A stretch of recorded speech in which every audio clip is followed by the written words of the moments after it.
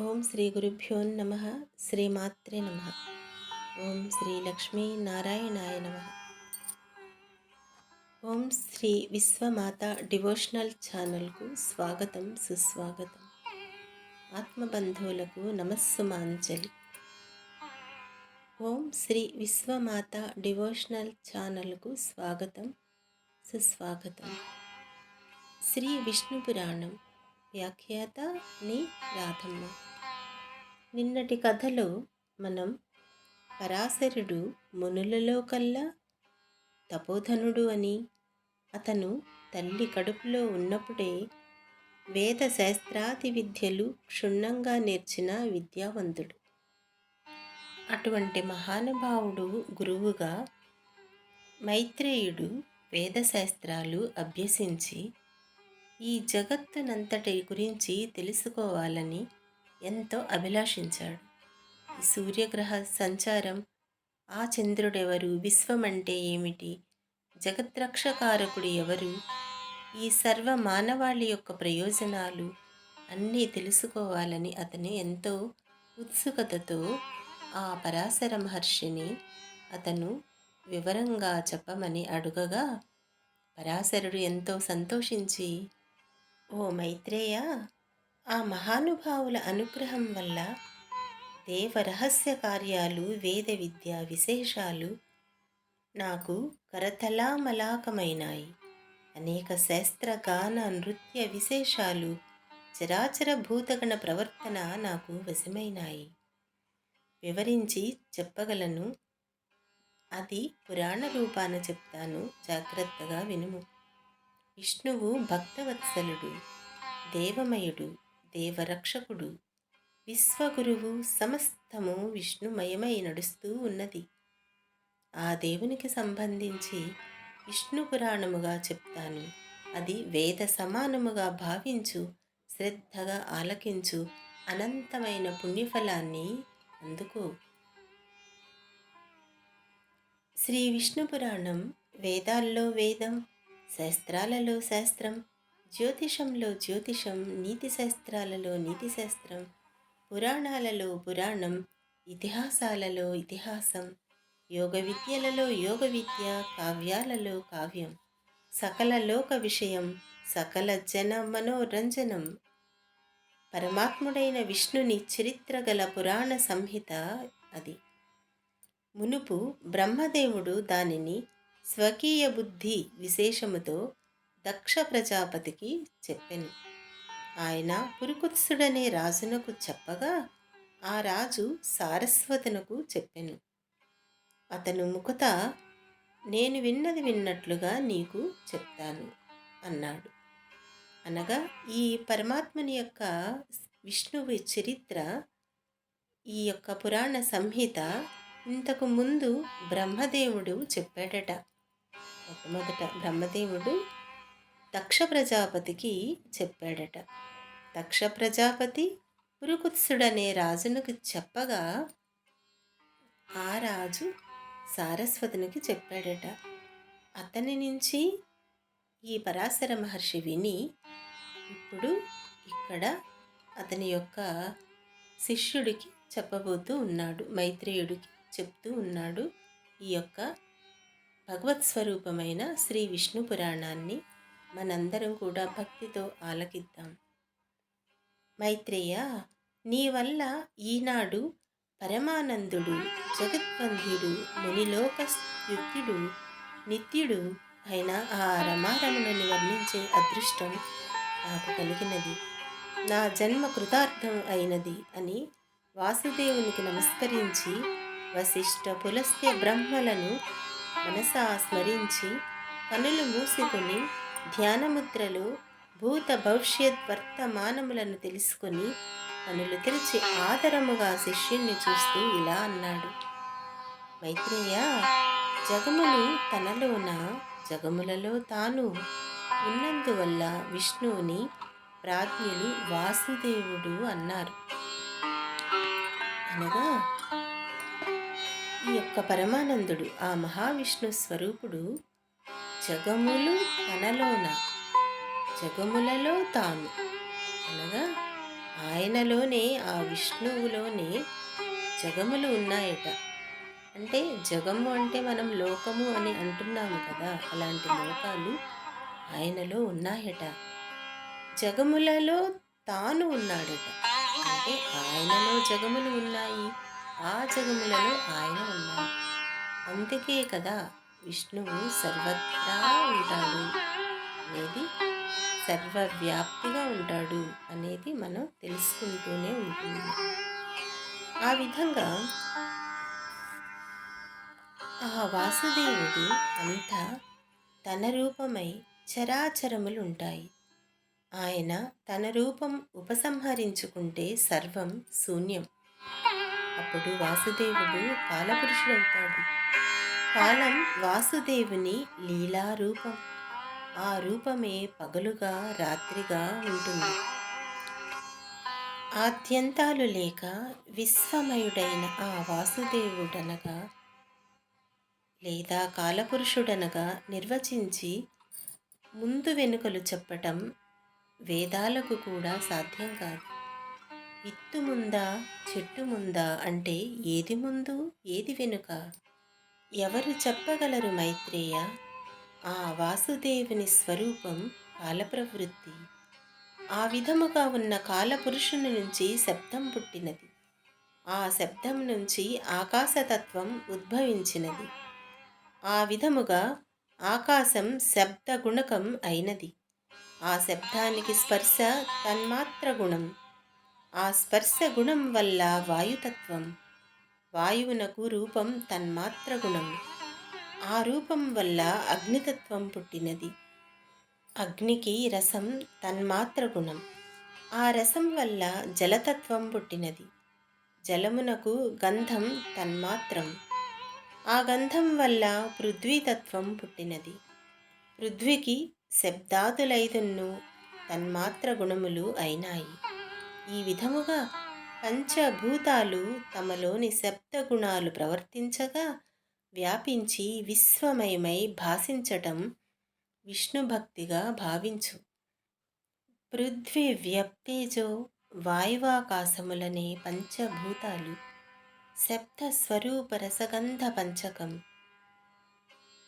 వక్చక్షుశ్రోత్ర జిహ్వాఘ్రాణములనే బుద్ధీంద్రియాలైదు వాక్పాణిపాద పాయూపస్థలనే కర్మేంద్రియాలైదు మనోబుద్ధ్యహంకారాలతో రాజస తామస సాత్విక గుణాతిశయముతో ప్రజాసృష్టి విస్తరిల్లినది.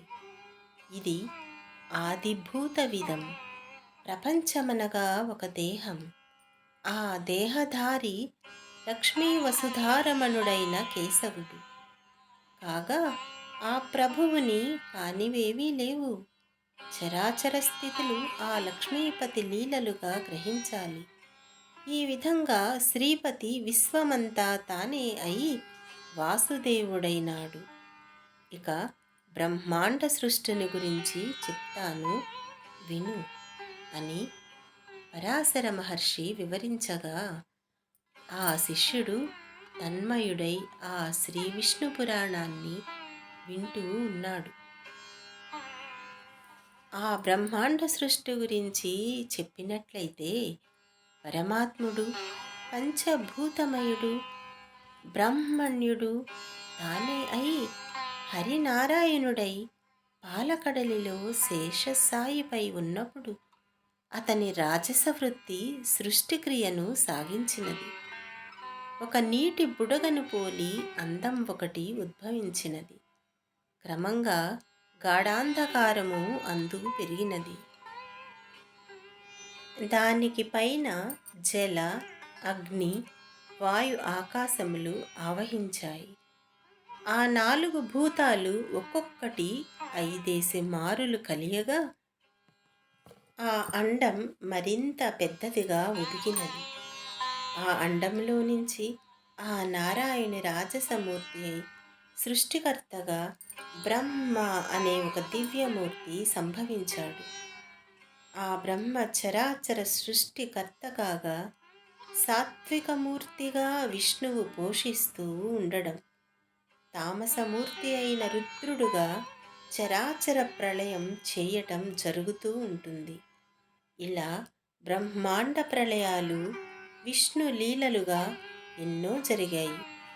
అలాంటి నారాయణుడి మహిమ ఆ చతుర్ముఖ బ్రహ్మ కూడా తెలిసి చెప్పలేడు అని చెప్పగా, మైత్రేయుడు ఆచార్య, నిర్గుణుండని వేదాలు చెప్తాయి. మరి ఆ నిర్గుణమూర్తి సృష్టి స్థిత్యంతములు కలిగించడం ఎలా అని అడుగగా, పరాశరుడు ఇలా చెప్పాడు. మైత్రేయ, అదంతా ఆయనకు సహజం. అగ్నికి వేడి ఎలా వస్తుంది అంటే ఏం చెప్పేది? ఇక నారాయణ నామ నిర్వచనం చెప్తాను విను. నారం అంటే నీరు, అది నివాసముగా కలవాడు నారాయణుడు. ఆ నారాయణుడు భూతరాశికి కర్త అయి ప్రజాపతి అని చెప్పదగినవాడు. అతని పరమాయువు 100 సంవత్సరాలు. ఆ దేవుని పరమాయువైన 100 సంవత్సరాల కాలంలో మనలాంటి వారికి ఎన్నో సంవత్సరాలు తిరిగిపోతాయి. ఆ కాలక్రమం చెప్తాను విను. ఒక్క లఘువును పలికే కాలం 1 నిమిషం. 18 నిమిషాలొక కాష్ట, అవి 30 ఒక కళ. 30 కళలు ఒక్క క్షణం. 12 క్షణాలు ఒక ముహూర్తం. 30 ముహూర్తాలు ఒక పగలు. ఒక రాత్రి 15 దినాలు ఒక పక్షం. 2 పక్షాలొక నెల. 2 నెలలకొక ఋతువు. 3 ఋతువులు ఒక అయనం అనగా 6 నెలలు. అది ఉత్తరాయణం, దక్షిణాయనం అని 2. ఆ 2 ఒక సంవత్సరం. దేవతలకు అది ఒక పగలు, ఒక రాత్రి. దానికి సౌరమానం అని వ్యవహారం. 17,28,000 సంవత్సరాలు కృతయుగం. 12,96,000 సంవత్సరాలు త్రేతాయుగం. 8,24,000 సంవత్సరాలు ద్వాపరయుగం. 4,32,000 సంవత్సరాలు కలియుగం. అలాంటి 4 యుగాలు ఒక దివ్య యుగం. దాని లెక్క 43,20,000 సంవత్సరాలు.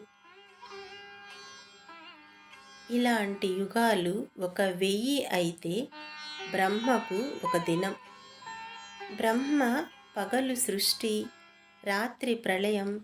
దీనికి ఒక నైమిత్తిక కల్పమని సంజ్ఞ.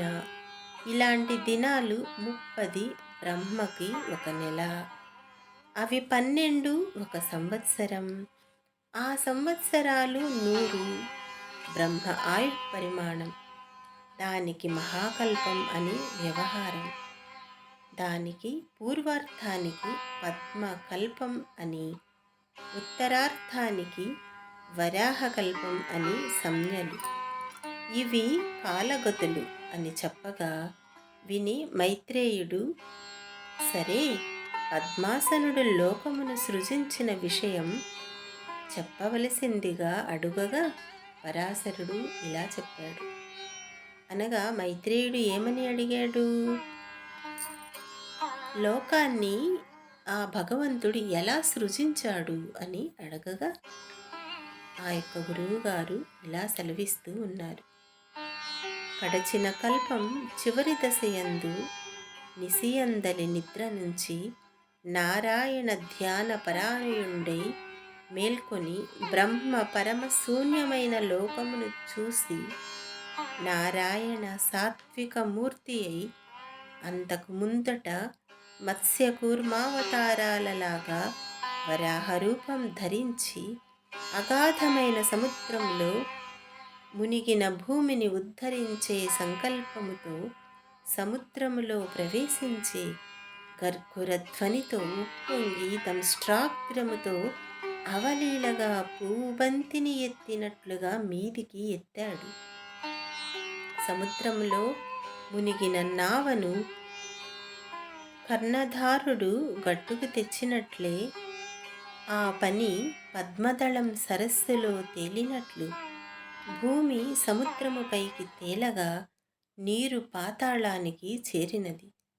అలా భూమిని సముద్రము పైకి నిలిపి నలువైపులా కొండల నుంచి ఇక్కట్టు కలగనట్లు ఆదికూర్మమును శేషుణ్ణి క్రింద నుంచి భూమిని విశ్వమంతటా భద్రముగా ఉంచటానికి తన శక్తిని ప్రసరింపచేసిన మహానుభావుడు ఆ పద్మాక్షుడే.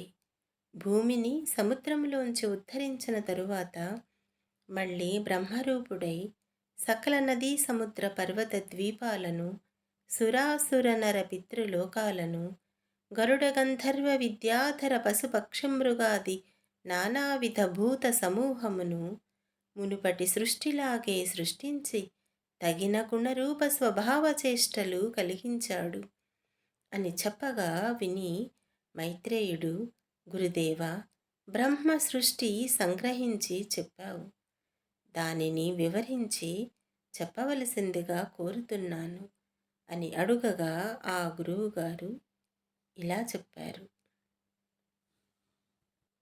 బ్రహ్మ ప్రజాపతి అయి 4 ముఖాలు కలవాడు, రాజసగుణ ప్రభావుడు అయి సృష్టిని ధ్యానిస్తూ ఉండగా తమోమయము, తమోమోహము, మహామోహము, తమిశ్రము, అంధతమిశ్రము అని 5 జగాలకు ముఖ్య భూతములుగా ఆవిర్భవించినాయి.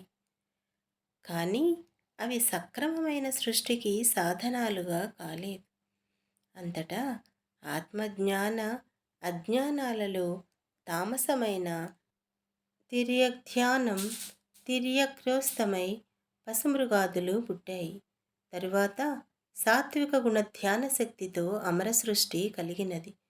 తదుపరి రాజస తామస గుణ సంకిలితమైన ధ్యాన సృష్టిగా మానవ సృష్టి జరిగినది. ఈ విధముగా పరాశర మహర్షి మైత్రేయునికి ఈ విష్ణు పురాణమును చెప్పసాగుతూ ఉండెను. మరి సమయం మించిపోతున్నది కావున రేపు మరలా ఈ కథ వద్దకు వద్దాము. సదా పుణ్యం ప్రాప్తించునుగాక. Thank you all. Thank you very much.